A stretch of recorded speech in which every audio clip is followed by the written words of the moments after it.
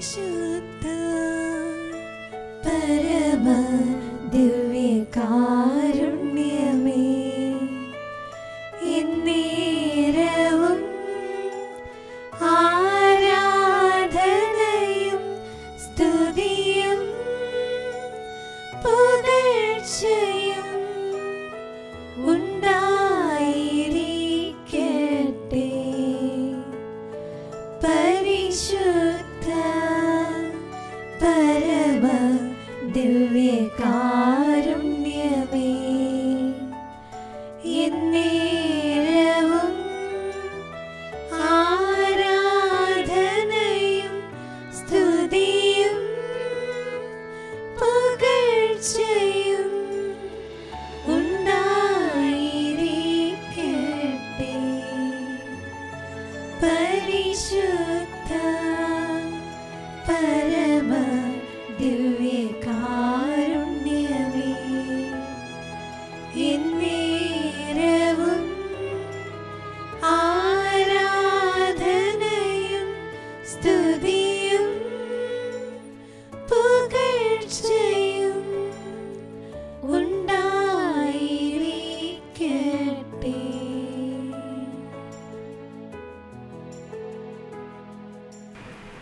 പരിശുദ്ധ പരമ ദിവ്യകാരുണ്യത്തിന് എന്നേരവും ആരാധനയും സ്തുതിയും പുകഴ്ചയും ഉണ്ടായിരിക്കട്ടെ. ദിവ്യകാരുണ്യനാഥനായ ഈശോയെ, അങ്ങയുടെ സന്നിധി ഞങ്ങളായിരിക്കുന്നു.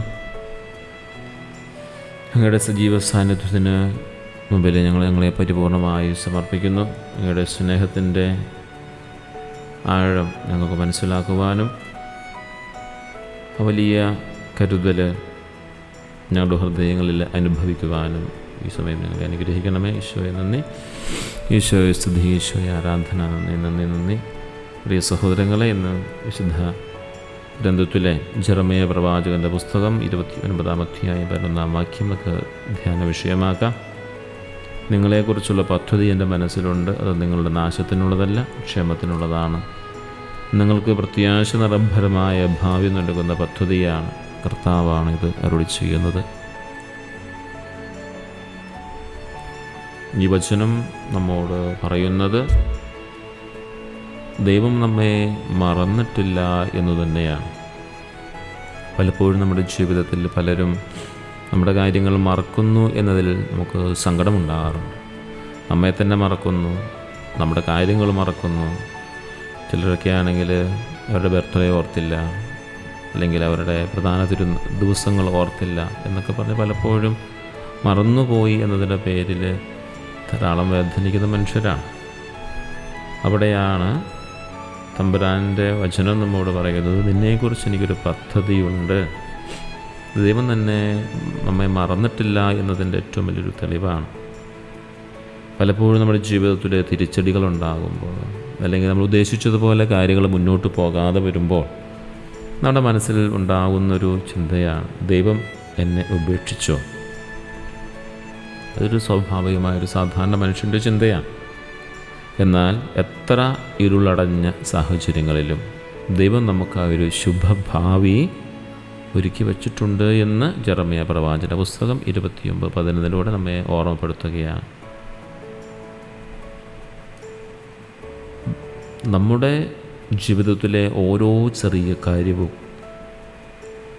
ദൈവത്തിൻ്റെ അറിവോടെയാണ് നടക്കുന്നത്. അതിനാണ് ദൈവിക പദ്ധതി എന്ന് പറയുന്നത്. ആ ദൈവിക പദ്ധതി അല്ലെങ്കിൽ ദൈവത്തിൻ്റെ അറിവോടെ നടക്കുന്നത് നമ്മെ തകർക്കാൻ വേണ്ടിയല്ല, മറിച്ച് മാറ്റങ്ങൾ വരുത്തി നമ്മെ പരുവപ്പെടുത്താൻ വേണ്ടിയാണ്. നമ്മുടെ ജീവിതത്തിൽ പ്രതിസന്ധികൾ വരുന്നത് എന്തുകൊണ്ടാണ് എന്ന്, അല്ലെങ്കിൽ പ്രതിസന്ധികൾ എന്തുകൊണ്ടാണ് ദൈവം അനുവദിക്കുന്നത് എന്ന ചോദ്യത്തിന് ഉത്തരം ഇതാണ്: അത് നമ്മെ തകർക്കാൻ വേണ്ടിയുള്ളതല്ല, മറിച്ച് മാറ്റങ്ങൾ വരുത്തി, നമ്മുടെ ജീവിതത്തിൽ മാറ്റങ്ങൾ വരുത്തി, നമ്മുടെ ചിന്താഗതിയിൽ മാറ്റങ്ങൾ വരുത്തി, നമ്മുടെ പ്രാർത്ഥനാ ശൈലിയിൽ മാറ്റങ്ങൾ വരുത്തി, നമ്മുടെ സമീപനങ്ങളിൽ മാറ്റം വരുത്തി, ഒരു പരുവപ്പെടുത്തി നമ്മെ എടുക്കുകയാണ് ദൈവം ചെയ്യുന്നത്. അതിനുവേണ്ടി തമ്പുരാൻ നമ്മയൊന്ന് ആ ഒരു പ്രതിസന്ധികളിലൂടെ ഒന്ന് കടന്നു പോകാൻ അനുവദിക്കുന്നു എന്ന് മാത്രമേ ഉള്ളൂ. പക്ഷേ അനുവദിക്കുന്നു എന്ന് പറയുന്നത് നമ്മുടെ നാശത്തിന് വേണ്ടിയിട്ടുള്ളതല്ല, ക്ഷേമത്തിന് വേണ്ടിയിട്ടുള്ളതാണെന്ന് കൂടി മനസ്സിലാക്കുമ്പോഴാണ് തമ്പുരാൻ്റെ കരുതൽ നമുക്ക് മനസ്സിലാക്കാനായിട്ട് സാധിക്കുക. അവിടെ ഭയപ്പെടേണ്ടതില്ല എന്നുള്ളൊരു വലിയൊരു ഉറപ്പ് തരുന്നുണ്ട്. നാളെക്കുറിച്ചുള്ള നമ്മുടെ ആകുലതകൾ. നാളെയെ നിയന്ത്രിക്കുന്ന ദൈവം നമ്മുടെ കൂടെയുള്ളപ്പം പിന്നെ നാളെയെക്കുറിച്ച് നമ്മൾ എന്തിനാണ് ആകുലപ്പെടുന്നത്? അവൻ പരാജയപ്പെടുത്തുന്ന ദൈവമല്ല, പരാജയപ്പെട്ട ദൈവമല്ല, അവൻ വിജയിക്കുന്ന ദൈവമാണ്. മരണത്തെ പോലും വിജയിച്ചവനാണ്. ആ ദൈവത്തിൻ്റെ കരങ്ങളിലാണ് നമ്മുടെ ജീവിതം സുരക്ഷിതമായിരിക്കുന്നത്. അതുകൊണ്ട് ഭയപ്പെടേണ്ട ആവശ്യമില്ല. എന്തിനെക്കുറിച്ചുള്ളതാണെങ്കിലും ഭയപ്പെടേണ്ട ആവശ്യമില്ല എന്ന് നമ്മൾ തിരിച്ചറിയുക. പ്രിയ സഹോദരങ്ങളെ, നമ്മുടെ ഭാരങ്ങളെല്ലാം നമുക്ക് അവിടുത്തെ മുമ്പിൽ സമർപ്പിക്കാം. എനിക്ക് വേണ്ടി കരുതുന്ന തമ്പുരാൻ്റെ മുമ്പിൽ ഭയമില്ലാതെ നമുക്ക് വ്യാപരിക്കാനായി സാധിക്കട്ടെ. എൻ്റെ ജീവിതത്തിലെ എന്തു പ്രതിസന്ധികളായാലും ശരി, അതെല്ലാം അനുഗ്രഹങ്ങളാക്കി മാറ്റുമെന്ന് ഞാൻ പരിപൂർണമായിട്ട് വിശ്വസിക്കുകയാണ്. അങ്ങനെ അങ്ങയുടെ സമാധാനം എൻ്റെ ഹൃദയത്തിൽ നിറയുവാനായിട്ട് ഞാൻ ആഗ്രഹിക്കുന്നു.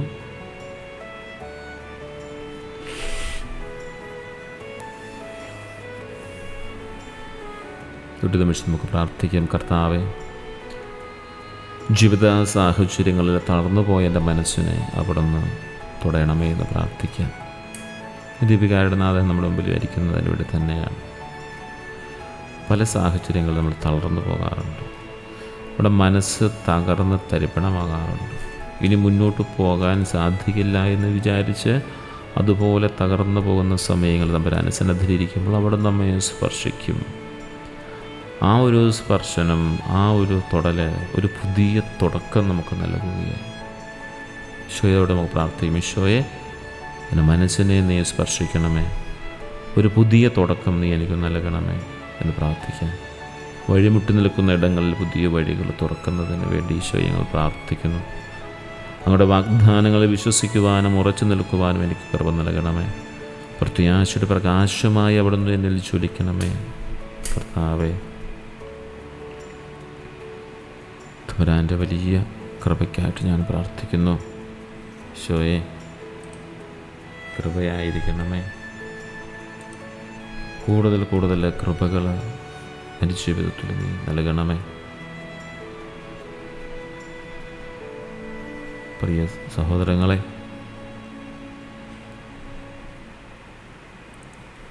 മൂന്ന് ചിന്തകൾ നമ്മുടെ മനസ്സിൽ നമുക്ക് നഷ്ടപ്പെടാതെ കാത്തു സൂക്ഷിക്കാം.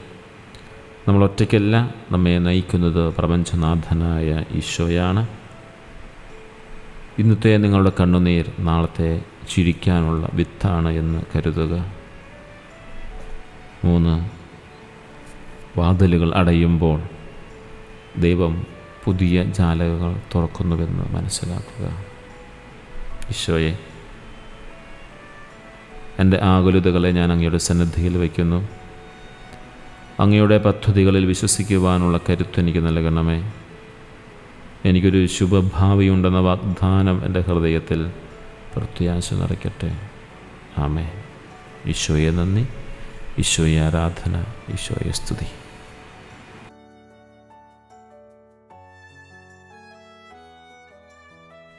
പരിശുദ്ധ പരമ ദിവ്യകാരുണ്യമേ, എന്നേരവും ആരാധനയും സ്തുതിയും പുകഴ്ചയും ഉണ്ടായിരിക്കട്ടെ. പരിശുദ്ധ പരമ ദിവ്യകാരുണ്യമേ,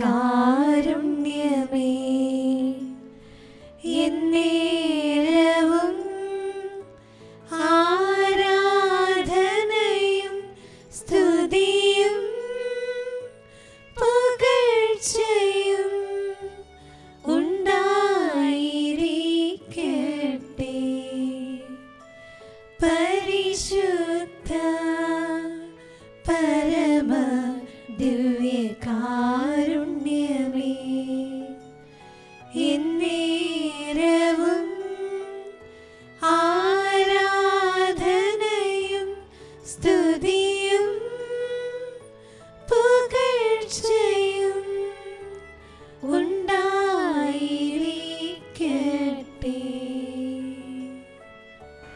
കർത്താവ് ഈശോ മിശിഹായുടെ കൃപയും പിതാവായ ദൈവത്തിൻ്റെ സ്നേഹവും പരിശുദ്ധാത്മാവിൻ്റെ സുഖവാസവും നാം എല്ലാവരോടും കൂടി ഉണ്ടായിരിക്കട്ടെ, ഇപ്പോഴും എപ്പോഴും എന്നേക്കും.